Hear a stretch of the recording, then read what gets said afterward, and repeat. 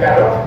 Morning time అయితే అందరికీ మంచిగా అర్థమవుతుందని చెప్పేసి మేము ఇక్కడ పెట్టుకోవడం జరిగింది. ఈ క్లాస్ గురించి సైబర్ క్రైమ్ గురించి మనకు భారతదేశంలో ఎన్ని రాష్ట్రాలు ఉన్నాయి? 28 రాష్ట్రాలు ఉన్నాయి. 28 రాష్ట్రాల్లో అత్యధిక సైబర్ క్రైమ్స్ జరుగుతున్నది మన రాష్ట్రంలోనే. అంటే మన రాష్ట్రంలో చదువుకోని వాళ్ళు ఉన్నారా, మరి అమాయకులు ఉన్నారా, చదువుకోని కూడా మోసపోతున్నారా అనేది మనం ఒకసారి ఆలోచించాలి. అంటే ఈ సైబర్ క్రైమ్స్ జరగకుండా నివారించాలి అంటే ఏం చేయాలి మనం? ఇప్పుడు దొంగతనం ఒకప్పుడు దొంగతనాలు జరిగేటివి. ఇంతకుముందు సార్ చెప్పినట్టుగా ఇంటికి వచ్చి తాళం వేసిన ఇల్లును కానీ ఎవరైనా నడుచుకుంటూ పోతుంటే వాళ్ళ బ్యాగ్ కొట్టేయడం కానీ, బండి ఎక్కడైనా పార్క్ చేస్తే ఆ బండి వేరేకి ఉపయోగించి దొంగతనం చేస్తే జరిగేది. మరి సైబర్ క్రైమ్స్ జరిగిపోతున్నాయి. సైబర్ క్రైమ్ అంటే ఏ విధంగా చేస్తారు? సైబర్ క్రైమ్ చేయాలి అంటే ఆ మోసం చేసే వ్యక్తి దగ్గర ఫోన్ కానీ ల్యాప్టాప్ కానీ ఇంటర్నెట్ సాధనాలు ఉండి, ఇంటర్నెట్ అనేది ఒక మెయిల్ ఐడి కంపల్సరీ ఉంటే అతను ఎవరినైనా మోసం చేయగలుగుతాడు. ఎవరినైనా అంటే ఇప్పుడు నా దగ్గర ఫోన్ లేదు, నన్ను మోసం చేయాలంటే చేస్తాడా? చేయడు. ఎట్టి పరిస్థితుల్లో మోసం చేసే వ్యక్తి ఎవరైతే ఉన్నారో అతను వేరొకరిని మోసం చేయాలి అంటే వాళ్ళ దగ్గర సెల్ ఫోన్ అనే సాధనం కంపల్సరీ ఉండాలి. ఉండాలా? ఓకే. ఆ సెల్ ఫోన్ ఒకటే కాదు, సెల్ ఫోన్ తో పాటు మనకి నెట్, ఏదైతే మనము ఆన్లైన్ ఫోన్ చూడడం కానీ లేదంటే వీడియోస్ కానీ ఇంకేదైనా వార్తలు చూడడానికి నెట్ ఉపయోగిస్తాం కదా. ఒక మోసం చేయాలంటే కంపల్సరీ ఆన్లైన్ పరికరాలు ఉండాలి, ప్లస్ మన దగ్గర కూడా ఫోన్ ఉండాలి, దాంట్లో నెట్ అనేది కంపల్సరీ ఉండాలి, దానికి మెయిల్ ఐడి అనేది కంపల్సరీ ఉండాలి. ఆ విధంగా ఆ మోసం చేసే వ్యక్తి ఎక్కడ ఉంటాడో తెలియదు. దేశంలో ఏ మూలంగా ఈశాన్య రాష్ట్రాల్లో ఉండొచ్చు, జమ్మూ కాశ్మీర్ ఉండొచ్చు, రాజస్థాన్ ఉండొచ్చు. మనము మన దగ్గర ఫోన్ ఉంటే సరే మనని ఈజీగా మాయలో పడేసి మన దగ్గర ఉన్న అమౌంట్ ని ఖాళీ చేయడానికి అవకాశం ఉంటుంది. ఏ విధంగా చేస్తాడు? ఇప్పుడు దానికి నెంబర్ ఆఫ్ క్రైమ్స్ చాలా రకాలుగా ఉన్నాయి. అంటే మనకు మెయిన్ గా ఎక్కువ ఏమొస్తాయంటే ఈ మోసపోయే వాళ్ళు డబ్బులకు ఆశపడి అమాయకులు ఉండొచ్చు, డబ్బులకు ఆశపడి మనకు ఎక్కువ సంపాదన వస్తుందని ఉండొచ్చు.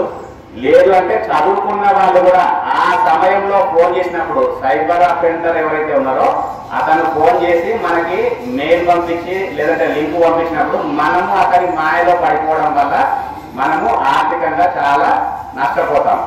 సపోజ్ ఇప్పుడు ఏదో ఒక రాష్ట్రం నుంచి సైబర్ అఫెండర్ మన వాట్సాప్ కి ఒక లింక్ పంపించాడు.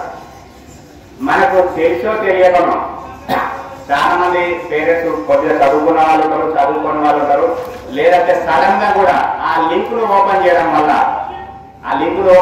వల్ల మన ఫోన్ లో ఉన్న ఇన్ఫర్మేషన్ కానీ మనం ఏం చేస్తామంటే ఫోన్ లో మన అకౌంట్ నెంబర్ ఫీడ్ చేసుకుంటాము, గుర్తుండదని OTP number, pin number feed చేసుకుంటాము, మన పర్సనల్ పేరెంట్స్ కానీ ఫ్రెండ్స్ కానీ అందరి నెంబర్లు ఉంటాయి. ఆ విధంగా లింక్స్ పంపించడం వల్ల, లింక్ క్లిక్ చేయడం వల్ల మన దగ్గర ఉన్న ఇన్ఫర్మేషన్ అతనికి వెళ్ళిపోవడానికి అవకాశం ఉంటుంది.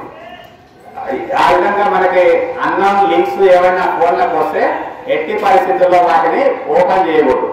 ఇప్పుడు ఎప్పుడు ఓపెన్ చేయాలి? మీ ఫ్రెండ్స్ ఉంటారు, కొన్నిసార్లు తెలిసిన వాళ్ళు ఏదైనా ఫోటో పంపించడం, ఏదైనా వార్తలు పంపించడం, ఏదైనా న్యూస్ పంపిస్తే అటువంటిది చూస్తే ఇబ్బంది లేదు. కానీ తెలియని ఇప్పుడు ఏపీకే ఫైల్స్ అని చెప్పేసి ఇంతకుముందు ఎస్ఐ గారు చెప్పారు కదా, అటువంటిది ఎట్టి పరిస్థితుల్లో ఓపెన్ చేయకూడదు. ఈ లింక్స్ అనేటివి ఎట్టి పరిస్థితుల్లో ఓపెన్ చేయకూడదు. ఇక రెండో రకంగా ఏ విధంగా నష్టపోతున్నామంటే మనకి ఈ ఏదైనా ఫోన్ నెంబర్ కావాలి అంటే చాలా మంది ఇప్పుడు ఎక్కడ సెర్చ్ చేస్తున్నాం? గూగుల్లో సెర్చ్ చేస్తున్నాం. అంటే పలానా స్కూల్ అడ్రస్ కానీ లేదంటే ఫోన్ నెంబర్ కావాలంటే పలానా ఆఫీస్ నెంబర్ కావాలి అంటే గూగుల్లో సెర్చ్ చేస్తాం. ఆ గూగుల్లో సెర్చ్ చేసినప్పుడు ఏమవుతుందంటే ఈ ఎవరైతే సైబర్ అఫెండర్స్ ఉంటారో వాళ్ళకు సంబంధించిన కంపెనీలకు ఏ విధంగా అయితే అడ్రస్ ఫోన్ నెంబర్ ఉంటుందో ఇతను కూడా అటువంటిది ఒకటి ఫేక్ క్రియేట్ చేసి దాంట్లో అప్లోడ్ చేయడం జరుగుతుంది. మనం నెట్ లో సెర్చ్ చేసినప్పుడు అది మనకు ఒరిజినల్ నెంబర్ ఒక చోట వస్తుంది, ఈ సైబర్ ఫ్రాడ్ ఏదైతే అఫెండర్ అప్లోడ్ చేసిందో అది కూడా వస్తుంది. కొన్నిసార్లు మనం ఆ విధంగా సైబర్ అఫెండర్ ఏదైతే అప్లోడ్ చేసిన ఇన్ఫర్మేషన్ ఉంటుందో దాని ఆ నెంబర్కి మనం మాట్లాడినప్పుడు అతను మంచిగా కంపెనీ వాళ్ళలాగానే లేదంటే ఒరిజినల్ ఓనర్ లాగానే మాట్లాడుతూ మన దగ్గర నుంచి ఇన్ఫర్మేషన్ తీసుకొని మనల్ని చీట్ చేయడానికి అవకాశం ఉంటుంది. అంటే ఏ విధంగా అంటే ఒక ఎగ్జాంపుల్, ఇప్పుడు నేను తిరుపతి పోదాం అనుకున్నాను. తిరుపతి టెంపుల్ విన్నారా కన్నా? తిరుపతి కానీ యాదగిరిగుట్ట కానీ పోదాం అనుకున్నాను. నాకు అక్కడ ఒక లాడ్జ్లో రూమ్ కావాలి. నేను అంత దూరం పోయి నాకు ఎవరు అక్కడ తెలియదు. నేను ఆన్లైన్లో సెర్చ్ చేసి ఒక నెంబర్ తీసుకొని ఆ నెంబర్కి ఫోన్ చేస్తాను. ఫోన్ చేసినప్పుడు అక్కడ నాకు వచ్చిన నెంబర్ గూగుల్లో సైబర్ ఫ్రాడ్ అఫెండర్ నెంబర్ వస్తుంది. అతను నేను చెప్పేది okay, cyber fraud offender number వస్తే నేను అతనికి ఫోన్ చేస్తాను. ఫోన్ చేస్తే అతను ఏం చెప్తాడు, ఒక రూమ్ ఒక రోజు కిరాయి 500 1000 రూపాయలు అని చెప్తాడు. చెప్పిన తర్వాత పలానా నెంబర్కి ఫోన్ పే చేయమని చెప్పేసి ఒక నెంబర్ పంపిస్తాడు. నేను ఆ నెంబర్కి 1000 రూపాయలు 2000 ఫోన్ పే చేస్తాను. చేసిన తర్వాత అతను మోసం చేయాలనే ఉద్దేశం అతనికి ఉంటుంది, మనకేమో రూమ్ కావాలి. ఆ విధంగా నేను 2000 పే చేసిన తర్వాత అతను మళ్ళీ ఫోన్ చేసి, సార్ మీరు 2000 కాదు 1800 రూపాయలే, 200 మీకు రిటర్న్ పంపిస్తాను అని చెప్పేసి మళ్ళీ మనకు రిటర్న్ పంపిస్తాడు. ఆ రిటర్న్ పంపించినప్పుడు ఓటీపీ అడగడం కానీ లేదంటే ఏదైనా లింక్ పంపించడం కానీ చేస్తాడు. అంటే మనకు వస్తున్నాయి కదా డబ్బులు అనే ఉద్దేశంతో వేస్ట్ కాలేదు, చాలా మంచివాడు అని చెప్పేసి ఆ ఓటీపీ చెప్పడం కానీ ఆ లింక్ క్లిక్ చేయడం కానీ చేస్తే మన అకౌంట్లో ఉన్న మొత్తం డబ్బులు పోవడానికి అవకాశం ఉంటుంది. అంటే మనము గూగుల్లో సెర్చ్ చేసే ప్రతి నెంబరు సరి అయినది కాదు. సైబర్ క్రైమ్ నేరగాళ్ళు కూడా అప్లోడ్ చేస్తున్నారు కాబట్టి మనకు సరి అయిన నెంబరు తెలియకుండా ఎట్టి పరిస్థితుల్లో కాల్ చేయకూడదు.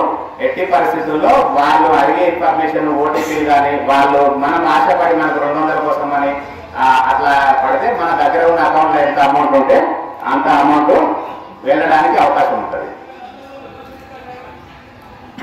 తర్వాత ఈ మధ్యకాలంలో డిజిటల్ అరెస్ట్ అని పేరు విన్నారా? డిజిటల్ అరెస్ట్ కొద్దిమంది వినొచ్చు, కొద్దిమంది వినకపోవచ్చు. ఈ డిజిటల్ అరెస్ట్ అనే ఫ్రాడ్లు చాలా జరుగుతున్నాయి. అంటే ఇందులో ఏముంటదంటే ఒక వ్యక్తి, ఇప్పుడు మీరంటే ఇక్కడ లోకల్గా జరుగుతున్నారు, ఫ్యామిలీ ఫాదర్ మదర్ ఈ పక్కనే ఏరియాలో ఉంటారు. తర్వాత మనం 10th క్లాస్ అయిపోయిన తర్వాత ఇంటర్కి కానీ డిగ్రీ కానీ ఎక్కడెక్కడో హాస్టల్లో వేస్తారు. హాస్టల్లో కానీ ఉండడం, దూరం పోయి చదువుకోవడం, మన తల్లిదండ్రుల దగ్గర నుంచి దూరం వెళ్ళి అక్కడ రూమ్ పెట్టుకొని రెంట్కుండి అట్లా చదువుకుంటుంటాం. అటువంటి సమయంలో మన తల్లిదండ్రులకు ఫోన్ వస్తుంది, మీ కొడుకు ఇక్కడ గంజాయి అమ్ముతుంటే పట్టుబడిండు, లేదు అంటే ఒక నేరం చేసి పట్టుబడిండు, మీరు ఇమీడియట్ గా మాకు 50,000 1,00,000 రూపాయలు ఇస్తే ఇతన్ని ఇక్కడనే వదిలేస్తాం, లేకపోతే జైలుకు తీసుకుపోయి రిమాండ్ చేస్తామని చెప్పేసి మన తల్లిదండ్రులకు ఫోన్ వస్తుంది. తల్లిదండ్రులకు కానీ అన్నవాళ్ళు కానీ ఎవరికైనా మనం అప్పుడు ఏం చేస్తాము, భయపడుకుంటాం అనమాట. అంటే మన అన్న కానీ తమ్ముడు కానీ ఎవరైనా అక్క కానీ వేరే ప్లేస్ లో చదువుతుంటారు. అవన్నీ మనకి కొన్నిసార్లు తెలియవచ్చు తెలియకపోవచ్చు, కానీ మనకు వచ్చిన ఫోన్ వల్ల మన పేరెంట్స్ మనని వేరే చోట చదివిస్తున్నారు కాబట్టి మనం నమ్ముతాము. ఆ విధంగా సైబర్ అఫెండర్ మాట్లాడే సమయంలో ఈ విషయాన్ని మీరు ఎవరికి చెప్పకూడదు. ఎవరికైనా చెప్పారంటే జైలుకు పంపించేస్తాము, ఇది చేస్తాము, అది చేస్తామని భయపెడతాము. ఆ భయం వల్ల మనము పక్కన ఎవరున్నా కానీ వాళ్ళతో ఆ ఇన్ఫర్మేషన్ షేర్ చేసుకోము. ఆ విధంగా భయపెట్టినప్పుడు అతను లింక్ పంపించడం కానీ లేదంటే ఫోన్ పే చేయమని చెప్పడం కానీ ఆ విధంగా మనని భయంలో ఉంచి అక్కడ మన అన్న తమ్ముడు అక్క ఎవరిని అరెస్ట్ చేయడు, కానీ అరెస్ట్ చేసినట్టుగా మనకు చెప్పడం వల్ల మనం భ్రమపడిపోతాం, భయపడిపోతాం. మనని భయంలో ఉంచి వాడు మన అమాయకత్వాన్ని ఆసరాగా చేసుకొని వాడు లాభ పొందుతాడు. ఆ విధంగా మనము ఎంత అడిగితే అంత 10,000 20,000 50,000 ఫస్ట్ వాడు అడిగిన అమౌంట్ నీ దగ్గర లేదు, నీ అకౌంట్లో లేదు, సార్ నా దగ్గర 10 అంటే అవతల వాడు ఫోన్ చేసినప్పుడు పోలీస్ అని చెప్తాడు, అరెస్ట్ చేసినామని చెప్తాడు. కాబట్టి ఇంకా ఇప్పుడు ఇక్కడ సార్ అని మొదలు పెడతాం మనం. అట్లా మొదలు పెట్టడం వల్ల వాడు నా దగ్గర డబ్బులు లేవని చెప్పినప్పటికీ ఎక్కడన్నా తీసుకొచ్చి వాడి అకౌంట్లో ఉంటే కూడా తీసుకొచ్చి ఏమంటాడు, లేదు నా దగ్గర 10,000 ఉన్నాయి సార్ అంటే 10 కూడా ఏమని చెప్తాడు, ఎంత ఉంటే అంత వేయమని చెప్తాడు. ఫస్ట్ ఎక్కువ అడుగుతాడు, నీ దగ్గర ఎంత ఉన్నాయి మరి వదిలిపెట్టాలి అని అంటే మనకు తక్కువ అమౌంట్ ఉన్నా సరే ఎంత ఉంటే అంత వాడికి ఏం కావాలి, డబ్బులు కావాలి, మోసం చేయాలి మనల్ని. ఆ విధంగా ఈ డిజిటల్ అరెస్ట్ అనేవి చాలా వస్తున్నాయి.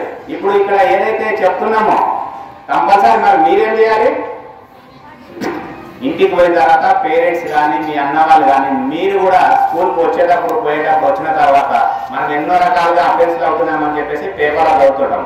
ఆ విధంగా మీరు మాట్లాడుకుంటుంటే నా